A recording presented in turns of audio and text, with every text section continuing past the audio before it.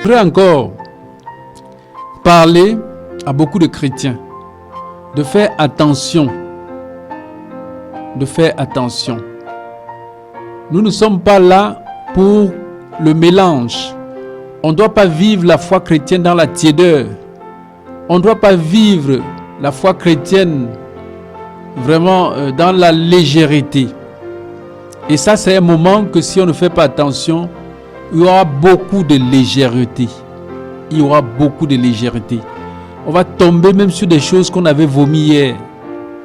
Peut-être que le Seigneur t'avait délivré par le passé des boîtes de nuit.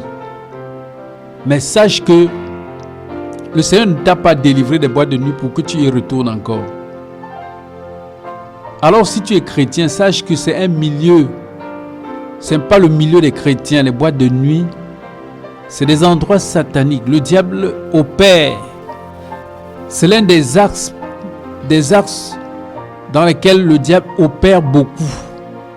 Tu vas te dire que non, mais quand tu entres dans les boîtes de nuit, tu danses seulement, tu ne fais pas ce que les autres font.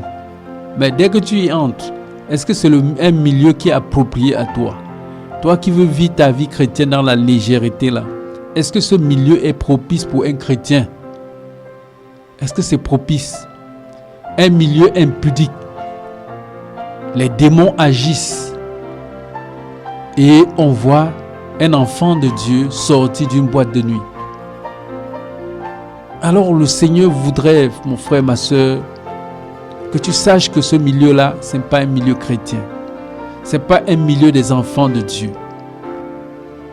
Il y a beaucoup d'abominations qui se passent dans ces milieux-là. Quand vous y allez, mais vous verrez ce qui se mange là-bas, ce qui se boit là-bas, ce qui se fait là-bas. Vous verrez quelqu'un facilement dépenser en une soirée 200 000 et même plus. Et c'est un milieu où l'orgueil, la concurrence est beaucoup propice, où les gens boivent des grands vins. Mais bien aimé, ce n'est pas un milieu approprié aux chrétiens. Je crois que je parle ici à quelqu'un. Je parle à quelqu'un ici.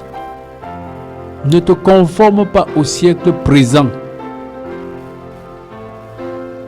Si tu as envie de danser, il y a les louanges, il y a les cantiques spirituels que tu peux mettre dans ta maison. Tu danses avec ta famille. Ou encore, bien-aimé, tu peux en cette soirée, tu prends ta famille et tu vas dans un restaurant, vous mangez une bonne nourriture jusqu'à une certaine heure, vous rentrez. Vous rentrez à la maison. Amen, bien-aimé. Donc, le Seigneur nous fait comprendre que, en tant qu'enfants de Dieu, nous ne devons pas vivre notre foi chrétienne dans la légèreté.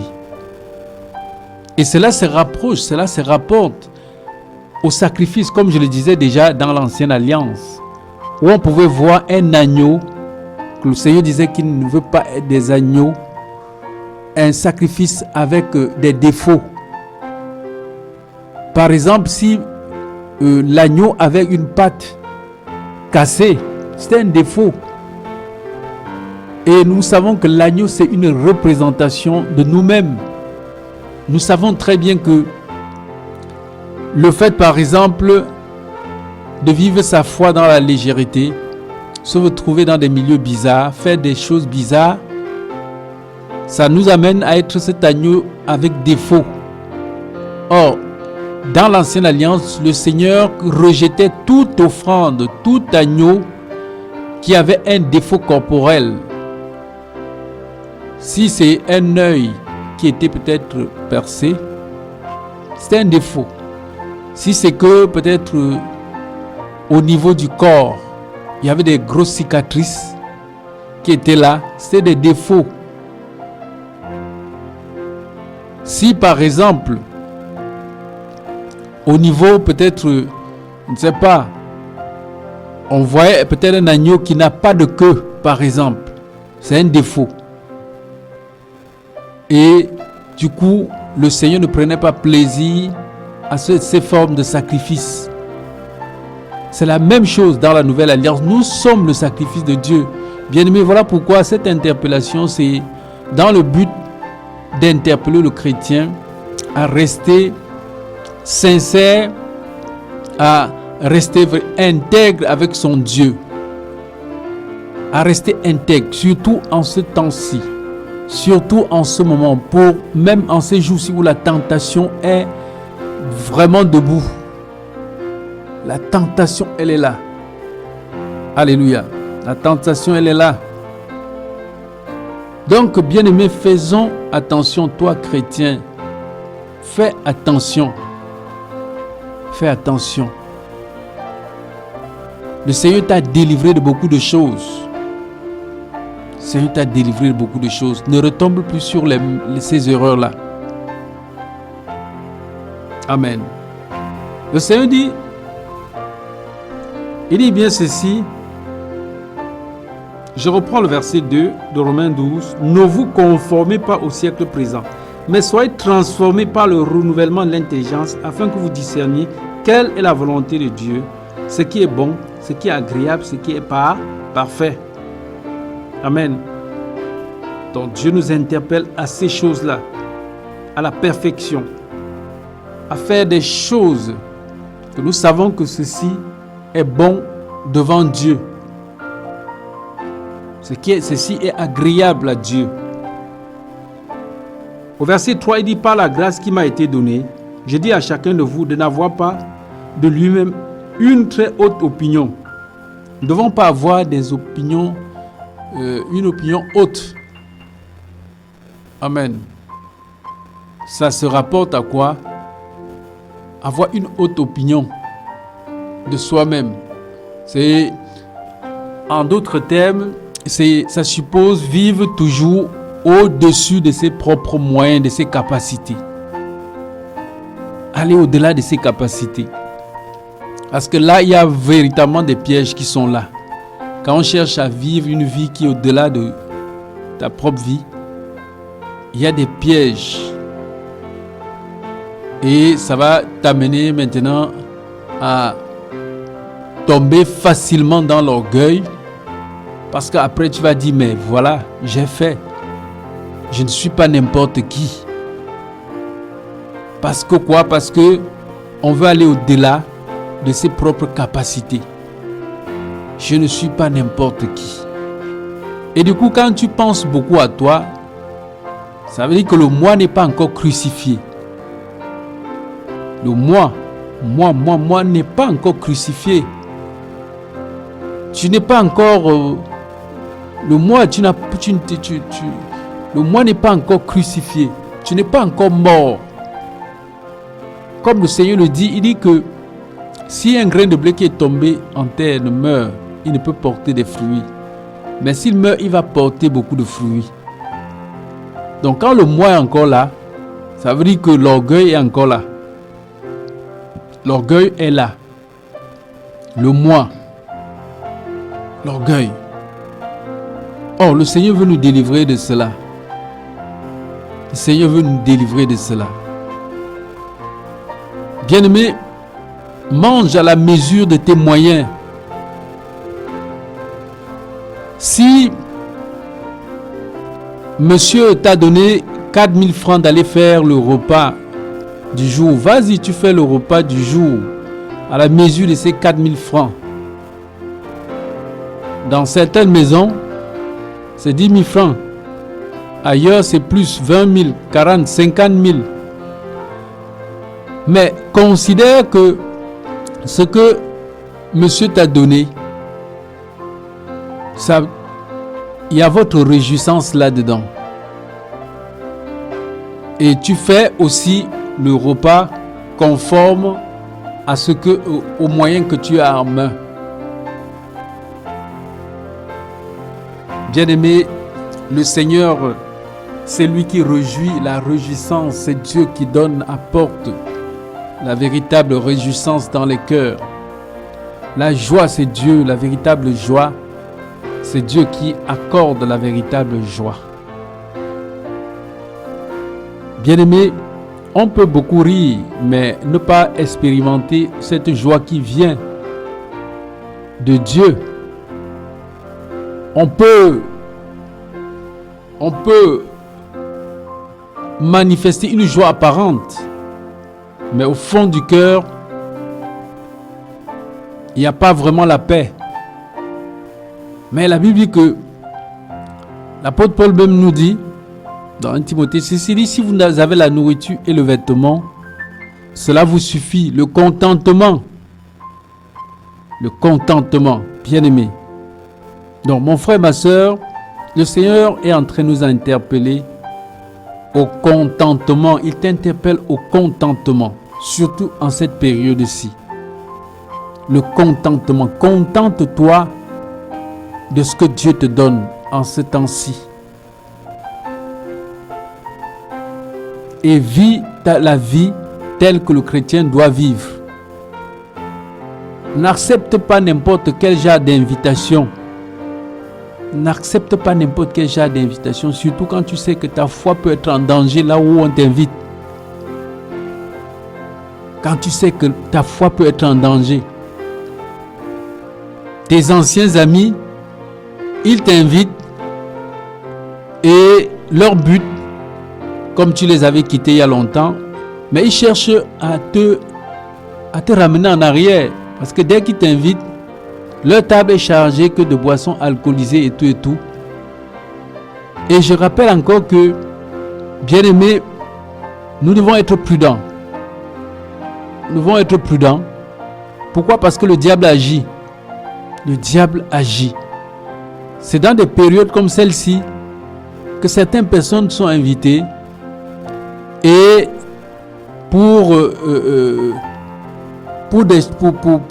ils sont invités dans le but, c'est-à-dire que ceux qui l'invitent, ils ont formaté des complots dans le but de droguer des personnes et leur faire beaucoup de mal. C'est pour ça que si tu es invité, mon frère, Dieu te donne quand même la sagesse de savoir que les personnes qui t'invitent, le milieu dans lequel il voudrait que vous passez la soirée, est-ce que c'est propice pour un milieu où le chrétien, c'est propice pour un milieu chrétien? Ça, ce sont des choses que nous devons savoir. Nous devons savoir. Et d'ailleurs, nous devons même prier par rapport à cela. Il y a des invitations que lorsque nous recevons, on se met en prière même pour savoir si véritablement Dieu veut qu'on assiste à ces genres de milieux-là. Bien aimé, je le dis parce que j'en ai vu à cette période-ci, beaucoup de chrétiens sont emballés. C'est même à cette période-ci que beaucoup de sœurs tombent, même des frères. Ils sont séduits. Elles sont séduites. La séduction vient. Vous voyez, quelqu'un vit sa foi et vit grandement sa foi. Il est zélé, Mais en décembre, on apprend que le frère est tombé. La sœur est tombée. À cause des mouvements. Parce que le diable, en ce temps-ci, il mine le dehors. Les démons sont lâchés. Mais si tu n'es pas attentif, si tu ne fais pas violence, tu vas tomber.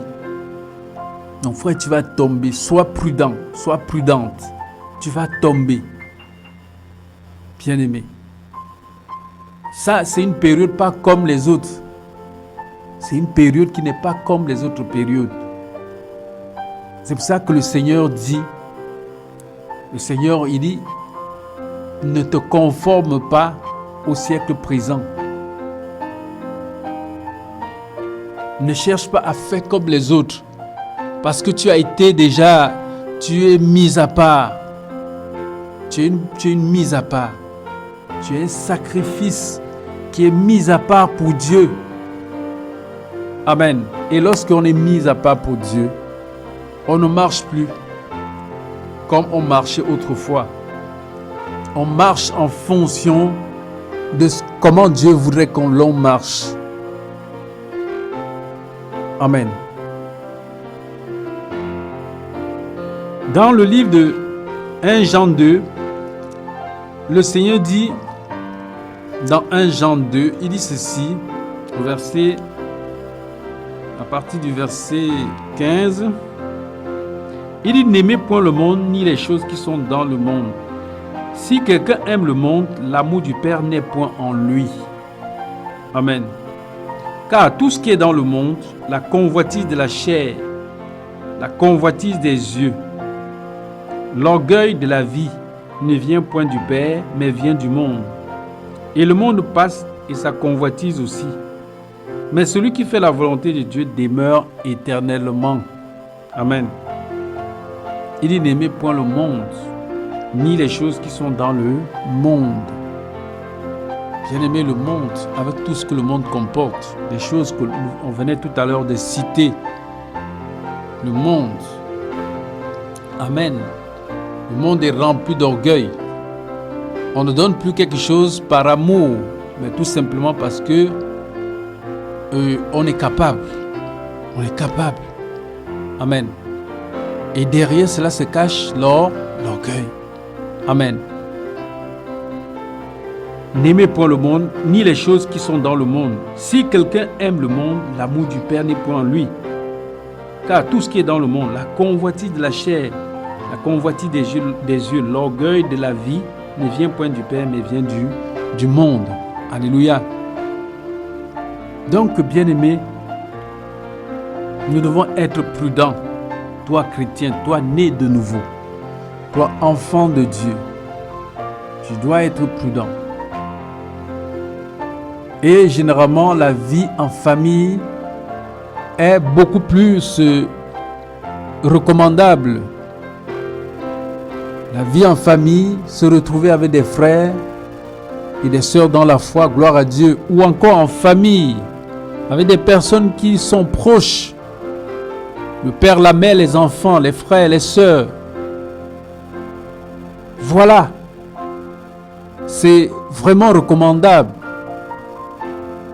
Pourquoi? Parce que avec la famille, on sait quand même qu'avec la famille, ça ne peut pas se passer n'importe comment. Avec la famille, en tout cas, c'est toutefois quand même les réjouissances. Par contre, dans le monde, avec des amis, c'est pas toujours vraiment cela. Pourquoi? Parce que des amis, il y a la drogue, il y a les alcools, il y a beaucoup de choses. Et par là, beaucoup passent par des choses comme ça pour avoir les autres. Beaucoup passent par ces genres d'assises, par ces genres de mouvements, de fêtes, pour faire du mal aux autres. Mais il est préférable plutôt pour toi, enfant de Dieu,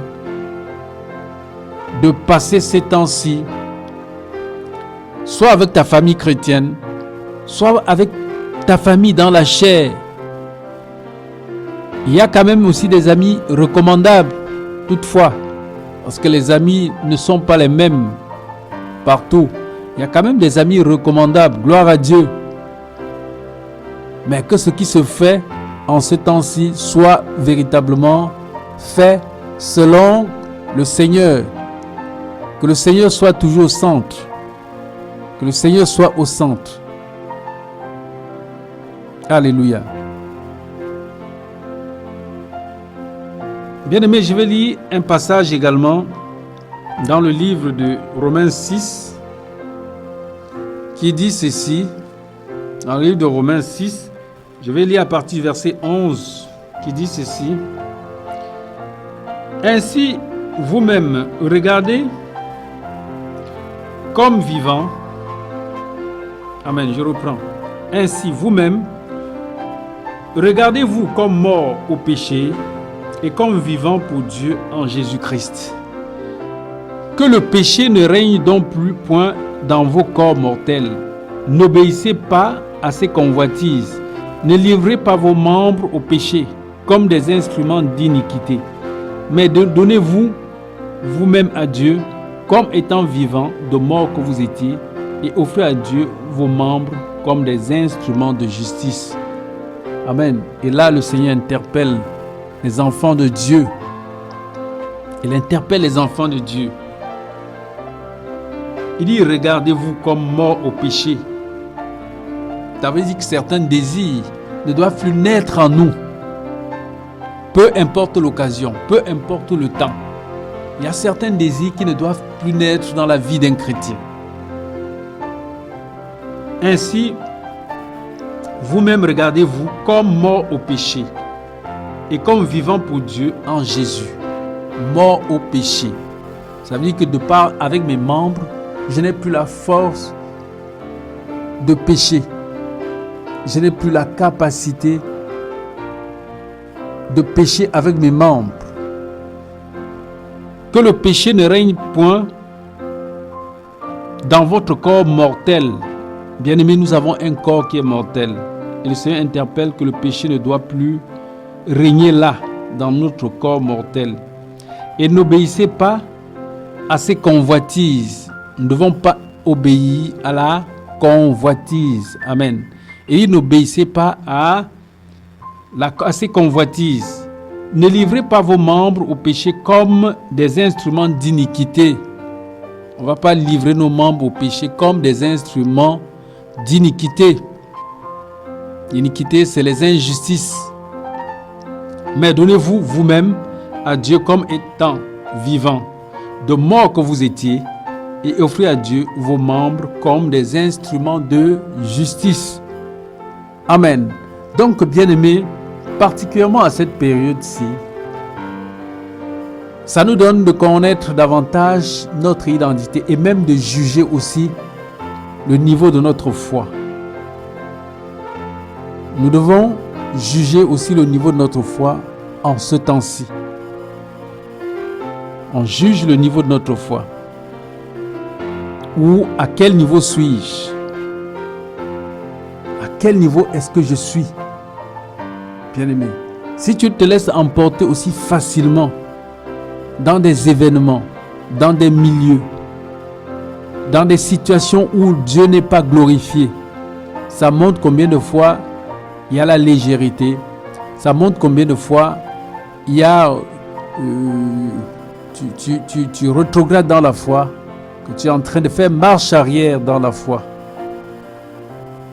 Et à ce niveau, le Seigneur ne prend pas plaisir à cela. Le Seigneur ne prend pas plaisir. Amen. Donc, bien-aimés, c'est ce passage que le Seigneur me mettait à cœur pour nous aujourd'hui. Le Seigneur m'a mis, il me mettait à cœur ce passage pour son Église, d'interpeller encore les bien-aimés, d'interpeller. Il y a le fait que à cette période-ci, l'amour de l'argent gagne les cœurs. On veut des cadeaux excessifs, des cadeaux qui sont au-delà de nos capacités. On les impose.